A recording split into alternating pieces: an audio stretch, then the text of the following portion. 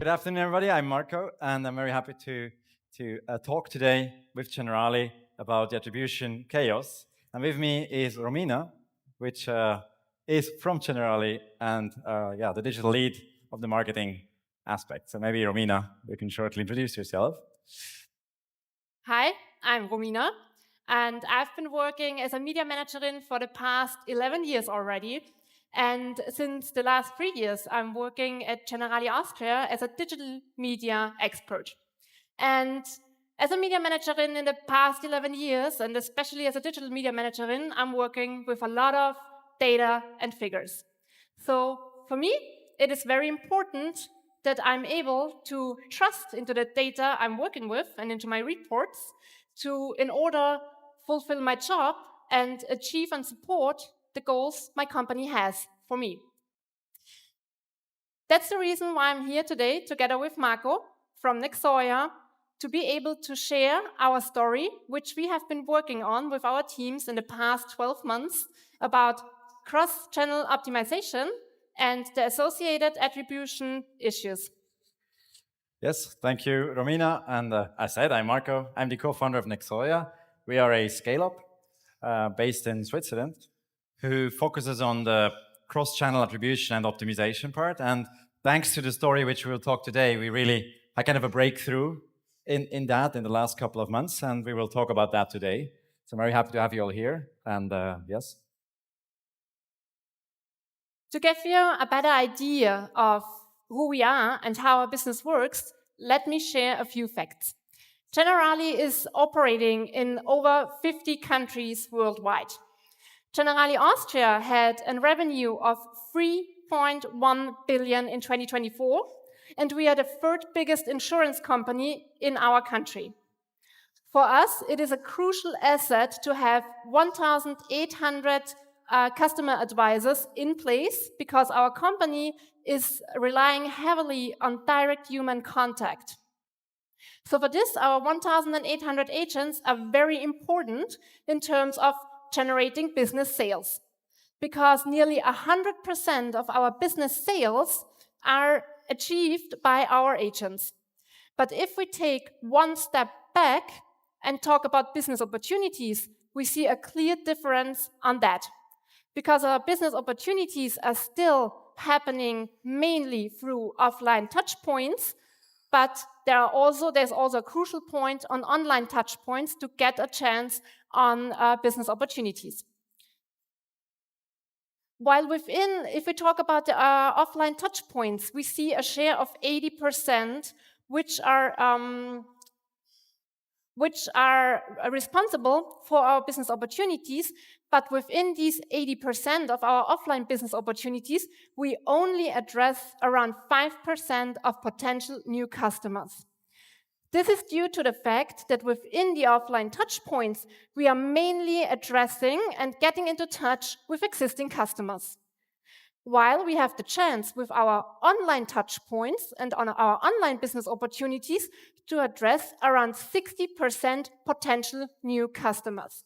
And that's the crucial point for me in my job, that I'm responsible for supporting online business opportunities via generating digital lead performance and digital lead generation with performance marketing.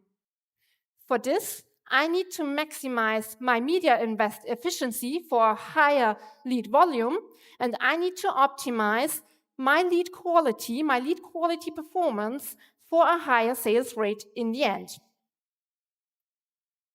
Within the performance campaign setup, I'm facing a few challenges. First of all, I'm coordinating 2 agencies and 5 different operating systems. On the other hand, I see a different share on online lead generation due to different media systems, due to different advertising systems based on walled garden ecosystems.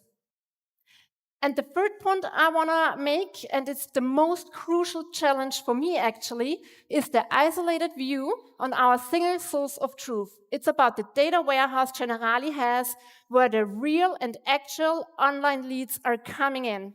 And there is a missing point of traceability to bring the journey back to the origin of our generated leads via different advertising systems. So with all these challenges, I faced the questions over and over again about how to allocate my media budgets the best, how to gain insights I can rely on and I can trust in, and how to make decisions which support my main goal about online lead generation the best. To be a little bit more clear on my theory and on my questions, I brought an example with me. Please consider that these figures are not real and sample data only, but the relation between the different systems is correct, so that you get a better feeling of how it looks and what we have been discussing together with Nick Sawyer about attribution dilemma. So you can easily see that there is a main difference between the shares on online lead generation and results between the systems, advertising systems, to website analytics systems, to our single source of truth, the data warehouse.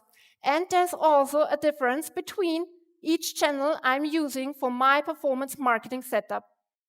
These challenges are based on standard and common challenges. First of all, data scarcity.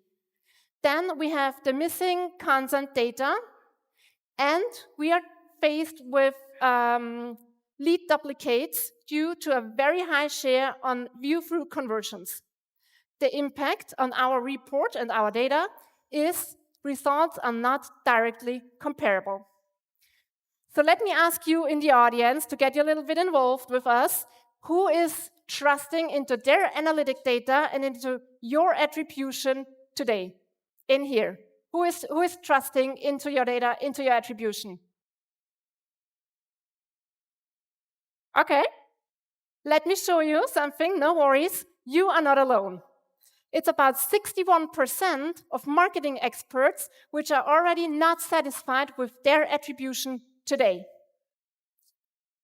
The topic is, attribution is a very complex topic. It is based on many facts and factors which have a direct impact on our figures and on our decisions in the end.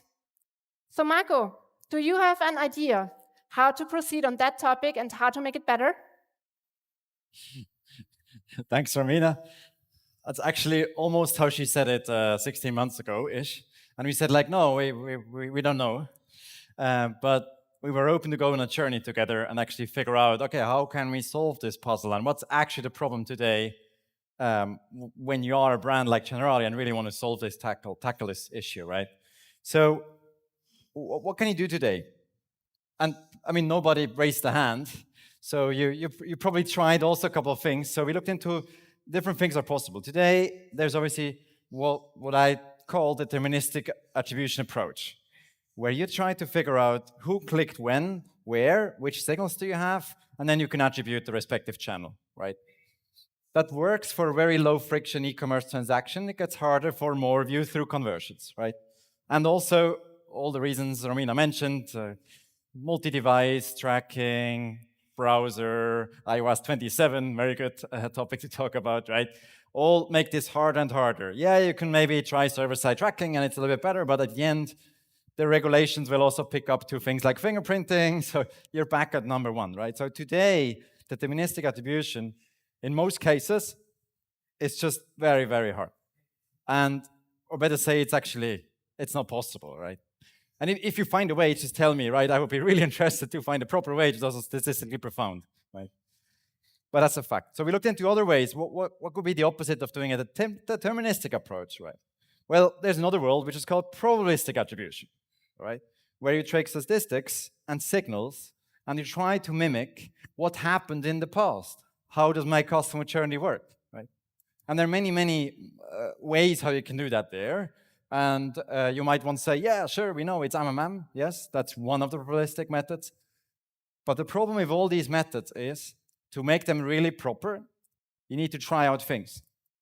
You need to experiment. You need to run it on your past data and continuously do experimentation to really make it statistically profound, right? The worst case for a probabilistic method is everything is flat. If you put the money in, but the last 24 is flat, no probabilistic solution will be able to give you something which is somehow eatable. Yeah, they maybe will say it is, but in reality, if you then test it, you would do a fail. So you need experiments. So it's a good idea, but how do we do experiments, right? And so we looked into that as well, and actually we didn't talk with Romina, we talked with all the other brands we work with and say, hey, how many experiments do you do? And especially we talked with all the brands who run MMMs. How often do you do experiments? Do you have experiment governance? Because you need to do that very often, right? And the answer was for all of them, well, we did one last year, an uplift story with Meta. But that's not really an experiment, how you can make the probabilistic better, right? So then we said, like, okay, let's take a different approach. So we took a different approach. And what we did is first, we took all data in one place. So we took all search, social, display data, which brackets open. We exist in 6 years, so that's our daily job. So we already did that, so that was more easy part. But we took it in one place. And also we took the data warehouse data, which Romina mentioned, into the system. Right? Then we run a regression-based analysis on it. Nothing fancy, okay? Something which you can find anywhere. Yeah, some ad hoc modeling, some good decay models and stuff like that, but nothing very ridiculously special, right? And we run this to figure out first factors from the past. So we took 2 years of data. So in theory, the same as you do in MMM, but in practice, very different how we applied it. Because we didn't took the whole channel, but we really went down at campaign tactic level and grouped the campaign levels to get enough power, statistical power. After that, we run predictions. Now, this is a part we do since 6 years at our company. So this is time series prediction. So we predict the future outcome of each campaign in the ad set, including the saturation curve of each ad set, how it will perform next week and up to 6 weeks, to figure out where is the perfect point of investment, right? And then afterwards, we made proposals, right? So we made proposals on, hey, based on the past, based on the attribution we learned, and based on the current situation in the market and the situations we see, this is how we would reallocate your budget and your bidding proposals to the Generali team, right? Now, this is not something absolutely fundamentally special. The fundamental special thing is we then, when Romina and her team clicked on, yes, I want to apply this, we did one important thing. We actually defined this as a mini experiment. Because we not just proposed budget changes, but we actually did the budget changes, right? So when she clicked the button, or the team clicked the button, we actually moved over to all the channels, over 40 channels which we can connect, and changed the budget items, the lifetime items, and the bidding proposals in these systems, which made the regression obviously learn that this is a mini experiment, right? It's kind of a breakthrough because now we can do every week an experiment. And guess what? The regressor loves change. The attribution loves change. These probabilistic methods love when things change. That's how they are fed. That's how the statistics went better. And then we saw over the course of, I think, 6 weeks, the models became better, better, better. More and more and more aligned to the actual data warehouse data. Until the point where we basically were 95% accuracy of what we predicted, which actually happened. And the point is, this, obviously, the channels always change. You know, there is season, there is the publishers change something, Google has a new method, but you can all eat that up because you're constantly doing experiments every week. And the experiments, how it looks is, for instance, we say, well, meta retargeting gets 20% more money. The regression obviously knows that because it sees the budget change, so the mini experiment, and then afterwards the budget is changed, and in 2-3 weeks after the window is here, directly the attribution learns was there an effect or not, and is my what is called priori correct. And that's what kind of it looks like in the tool now. In the meanwhile, we deployed it to the tool, and we have it online. And I think the biggest effect for the team was also we have now one single KPI we can look at. And the team started trusting it because it was so close to the actual data in the CRM, right? And so far from their previous MTA. And then obviously across team alignments, because we suddenly saw the numbers are making up. They make sense. And every week you see the proposals and the numbers actually make a lot of sense. And last but not least, it's radically simplicity we put in place, right? And you might say, yeah, I have Cluler analytics and all that, but that's exactly what we try to avoid. What you see here from the example is you see how many leads Meta measured and how the regressor measure or kind of attributed, right? And you basically see how these things change over time. And you see also how, for instance, the pixel is behaving on Meta, but we always go down to the sales data. So that's basically the whole story we went through. We have obviously a huge learning curve. And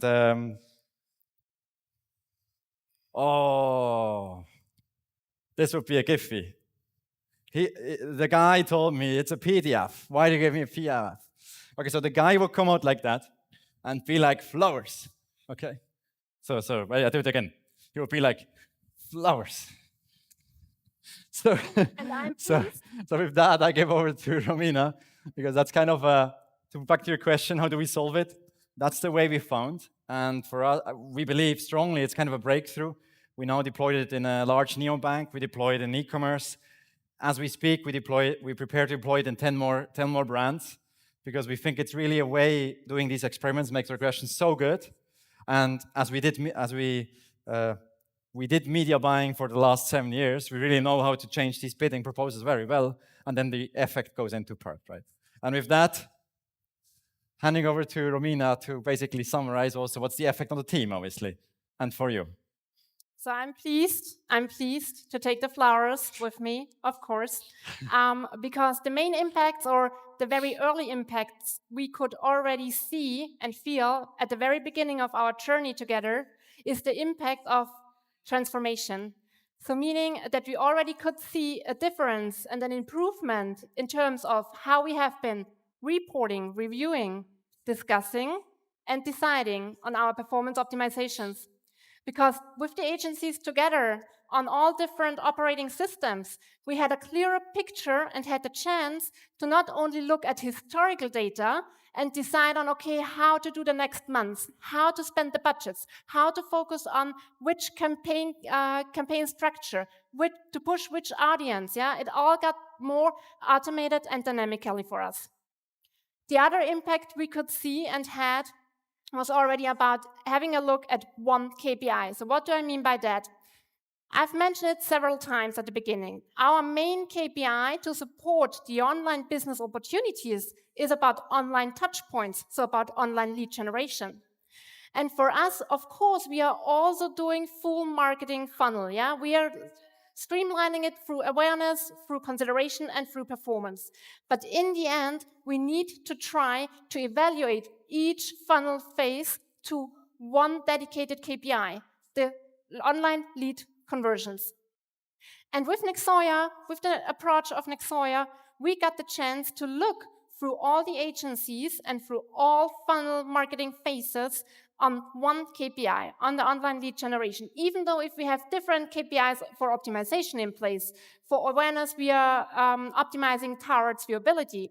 For consideration, we are optimizing towards website traffic, of course, and the performance part is mainly focused, and the budget invests there happen for online lead generation. And till the point where we started to work with Nexoya, we always had an isolated view on each KPI for each phase to optimize and evaluate their performance for awareness, consideration, and performance. And with the new approach, we are able to have a relation between the optimized KPI for each funnel phase and our main goal, online leads.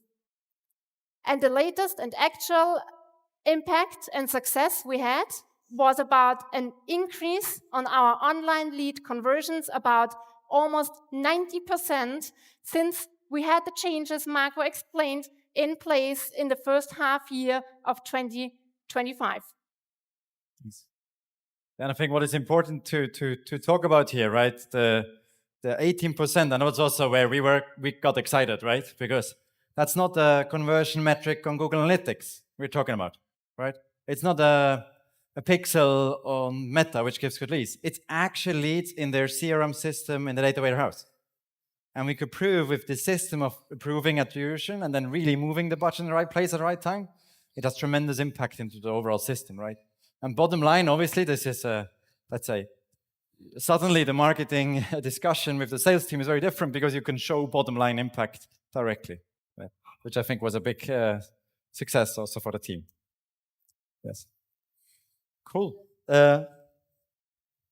Going forward, we reserved some time for question and answers, obviously.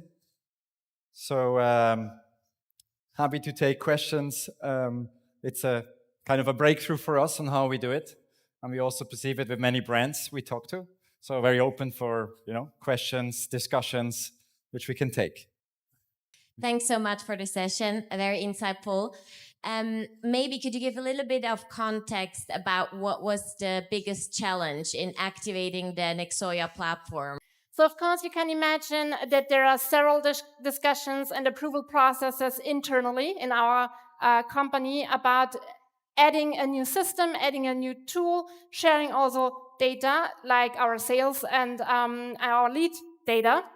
But to be honest, it wasn't that big challenge because our colleagues in Switzerland are already working with Nexoya since a couple of years. It's about 5 years or 6 years already.